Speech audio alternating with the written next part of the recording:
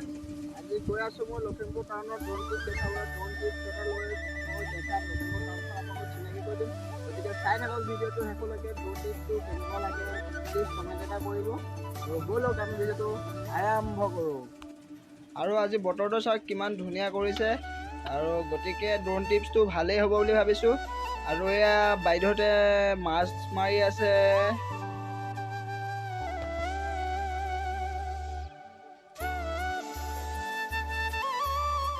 আৰু এইখন দলং হৈছে আমাৰ গাঁৱৰ পৰা মানে টাউনলৈ যোৱা দলং, আৰু এইখন দলঙেৰে আমি পাৰ হৈ যাওঁ সদায়। আৰু ফ্ৰেণ্ডছ, লগতে আমাৰ গাঁওখনো দেখাই দিলোঁ আপোনালোকক। আমাৰ গাঁওখন হৈছে এইখন, আৰু গাঁৱৰ লগতে টাউনৰ আপোনালোকৰ ড্ৰোন ট্ৰিপটো দেখাই দিম।